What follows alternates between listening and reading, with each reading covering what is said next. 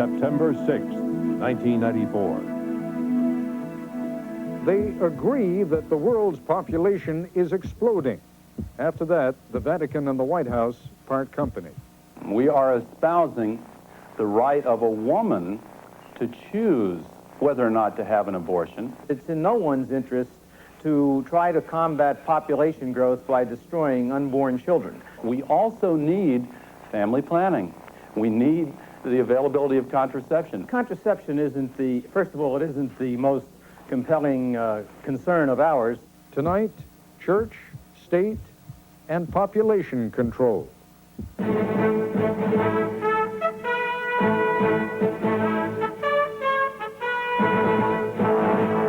This is ABC News Nightline. Reporting from Washington, Ted Koppel. Let's be upfront about this. The UN Population Conference in Cairo does not have quite the same magnetic attraction on the attention of an American television audience as, say, the O.J. Simpson trial. But let's also be realistic. Where the Simpson trial will, in the long run, have little or no impact on most of our lives, the desperate struggle for food, fuel, and other global resources is what causes war, revolution, and mass migration. That may seem like a very distant problem indeed when you're talking about a place like Rwanda, but in states like Florida, Texas, and California, people can relate more immediately to the connection between their own lives and the flood of immigrants that is caused by scarce resources and overpopulation. There are at least two fundamental ways of looking at the problem. The one which is most popular in this country and in places like Western Europe is to simply call for drastic population control in the less developed world. From their perspective, though, there's an even easier solution. Get the developed world, that is us, to stop using up more than its fair share of global resources and start allocating a larger share of the pie to them. Until that happens, as Jim Bitterman now reports from Cairo, there'll be a tendency to look upon large families as the only resource that's easily produced and readily available.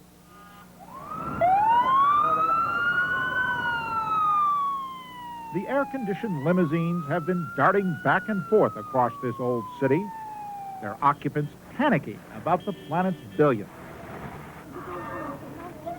But off the main streets and out into the countryside, where the anonymous overpopulating hordes are supposed to be found, anxiety is not running high.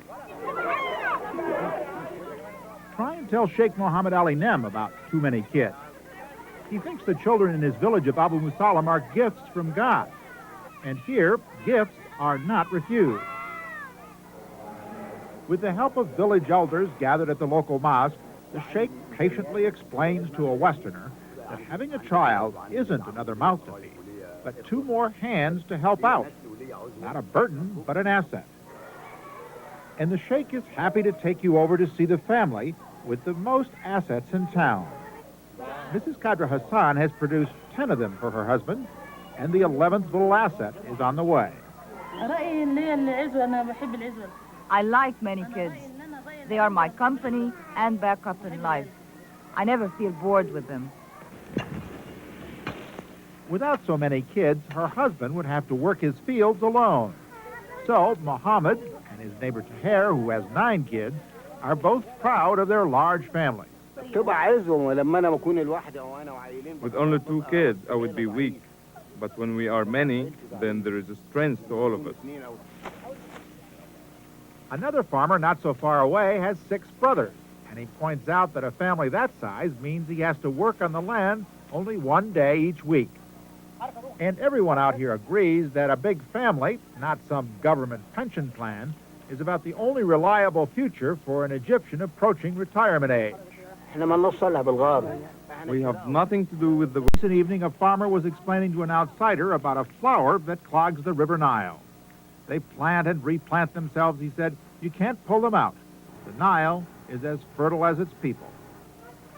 Outsiders look at developing countries such as Egypt and think fertility is something that can and should be brought under control, especially when the global population picture seems so catastrophic. Here, though, some wonder why anyone wants to limit the pleasure they take in their children. There is no question the values are different. The only question is who is right. For Nightline, this is Jim Bitterman in Cairo.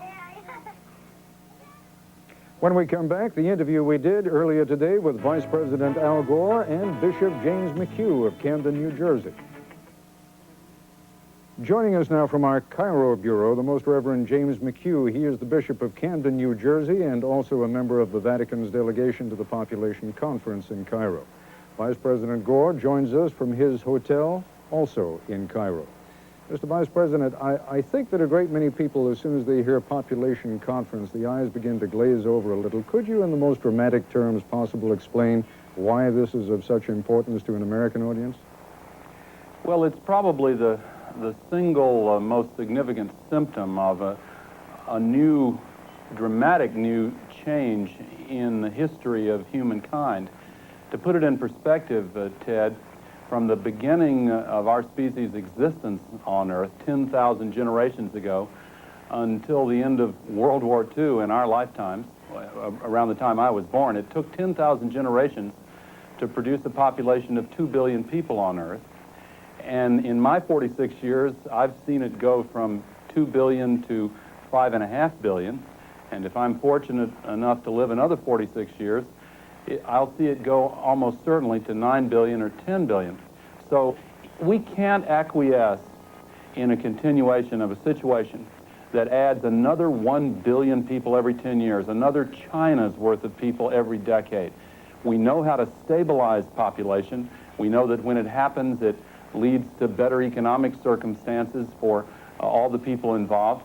And so it's time for the world to get together and get serious about this, and that's what the world is doing here in Cairo. Bishop McHugh, would it be fair to say that at least on the issue of bringing the development of the world's resources and the world's population into some kind of proper balance, there is no disagreement? Well, I wouldn't say there's no disagreement. I think, in fact, you can get another reading from the facts that the Vice President just narrated for us. Granted that population is increasing, the numbers of people are increasing on the Earth, the rates of population growth are in decline, and we're told that the population will probably stabilize someplace around 2050. Granting the fact that the numbers are going up, and they could certainly be a little higher if another range of estimates proves true, but the fact of the matter is that we're talking about people. We're talking about people in human communities. And as they live in those human communities, they have capacities to improve their own lives. They have the capacity to make their family life richer. We have to be very careful that we're not, in a sense, imposing upon them a Western style of living and a Western style of values, a Western set of values.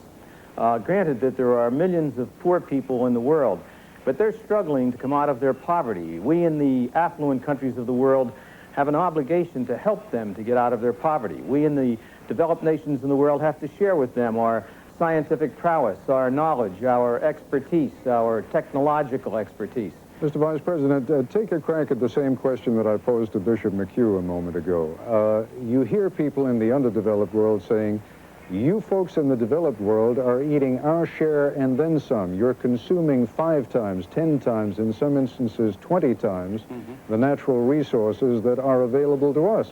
If you would only be more equitable in your consumption, we wouldn't have that much trouble in terms of making it in our part of the world. And how would you respond?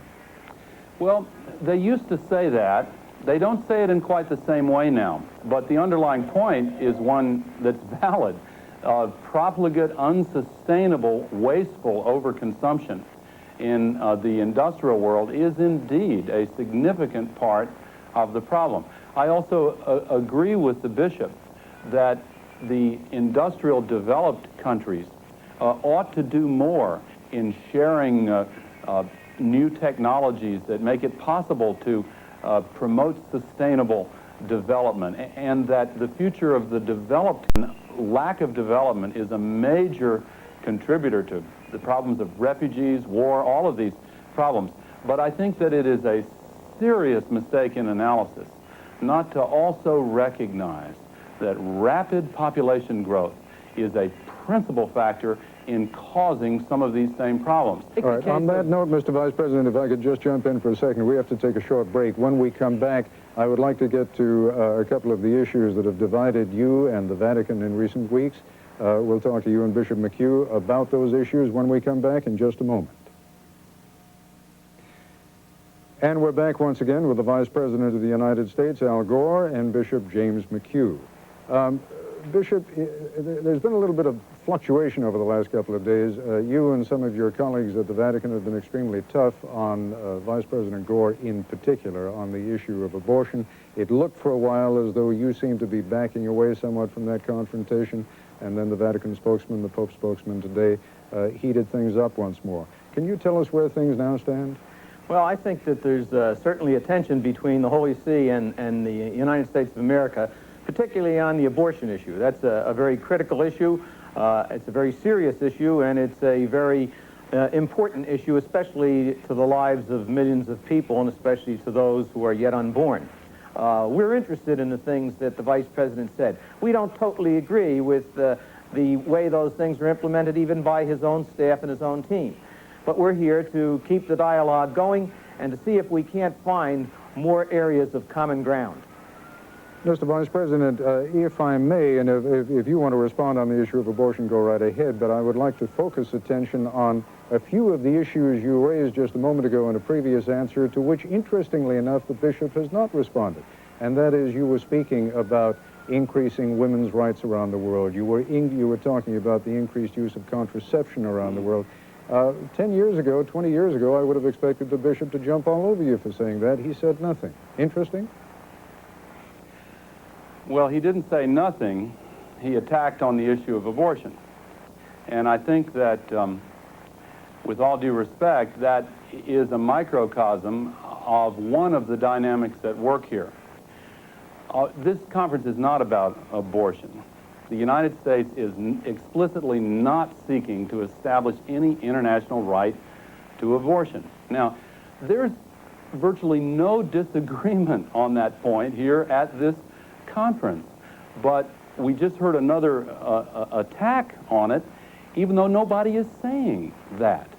You did not hear anything on contraception, but I don't want to back the bishop into a corner. I want to be very respectful on that, because I think actually, Ted, even though the Vatican is opposed to most forms of contraception and is uncomfortable with the talk about contraception here at this conference, I think as a practical matter, we have seen a subtle but important shift around the world with a tacit acknowledgement that while they will continue to be opposed on a matter of principle, they're not fighting against those who want to distribute contraception. And I think that gives us an opportunity to move forward. The conference that we're at is a conference on population and development. And the assumption on the part of those who put the program together is that by providing greater opportunities for women, they will empower women, give women a greater role in the development process. Central to that is providing reproductive health care services for women, for men and for children as well. We're interested in that. The Catholic Church throughout the entire world has over 96,000 health care institutions that provide all types of health care. Much of it, reproductive health care for poor people and for women and children. And much of it But when you speak about, if I may just interrupt for a moment, Bishop, when you speak about reproductive health care, you are not talking about contraception being No, we're not talking about contraception. We're talking about dietary care. We're talking about good nutrition. We're talking about clean water. We're talking about an awareness of one's sexuality. We're talking about appreciation of marriage. We're talking about self-restraint in regard to sexual behavior. We're talking about breastfeeding. All of these things are part of reproductive health care, but our contention is that abortion is not, and I hope the Vice President doesn't get nervous. I'm not attacking anybody, and every time that topic comes up. I think the point is I'm not nervous, and I have a great deal of respect for your positions. I don't know of any institution around the world that has done more. The suffering of millions, but the people you're about to meet have refused to give up because they know they can make a difference one person at a time. Here's Jim Wooten's report.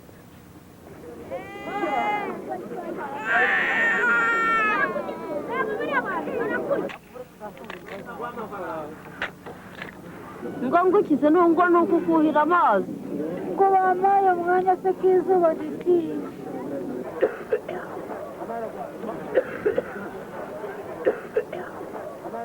Listen.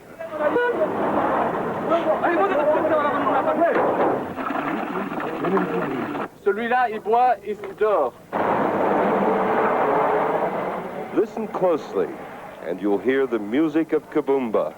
These sad songs from this astonishing sprawl of humanity massed here in the wilderness of Zaire. At least 250,000 Rwandan refugees, strangers in a strange land, under siege by death and disease.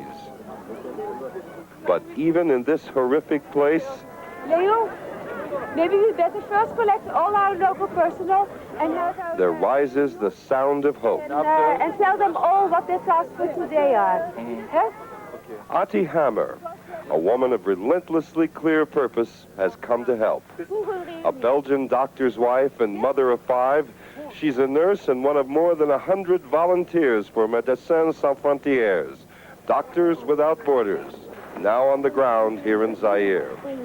So we call them 1, 2, 3, 4. Okay? You understand? Ms. Hammer has seen disaster and death all over the Third World, the Sudan, Bangladesh, Liberia, but she's seen nothing like this. I arrived last week Tuesday. First day in this camp was Wednesday. We tried to enter the first tent, and it was just difficult to find a place to put your feet because there were starving people and dead bodies laying all over the place, and trying to get into the tent, and the tent was packed full. So it was terrible. So the only thing you could do was just walk there, and you know, tears were just coming, and just try to find one person to concentrate on that you could give some water. That's the only way for me to cope with it. That at a certain moment, it's just one patient or one person or one child without parents that you concentrate on for a while, and you think, okay, I can do just a little bit for that person, and not thinking of all the others who are just dying. How long can you do that? I don't know. Miriam, just try to follow me and tell people if they want to talk to you that they just wait a moment. I'm sure many people need counseling after a project like this, even already now in the team. I think I discussed it already this morning with the people of human resources, that special people, the young people who are in their first project, so we have to keep an eye on them and yeah, not only look at all the work that needs to be done, but also yeah, look after all the people who are working with it. It's a huge team, and you know, and it's not surprising when somebody gets problems and they can't sleep anymore and things like that. All day, every day, Addie and her team work on the far side of Kabumba, one person at a time, one task at a time, until at dusk they go back to their headquarters in Goma. And even there, the day is not yet over. We have a meeting with the people from this camp, and then we have a meeting with team leaders from the other camps, and yeah, we try to improve things, discuss the problems, try to make a plan for next day, and that's it. And by that time it's about 9, and then I'm still very filthy and dirt, and I only had some beer, so then I want to eat something. I just think I have to eat, and I mustn't fall ill, so I just eat everything. I finish my plate, although I'm not hungry, and I try to stay healthy and to sleep well. Do you dream? No, I just sleep. I just sleep. Bonjour. Bonjour. Comment ça va? Ça va bien. Ah. Et vous aussi?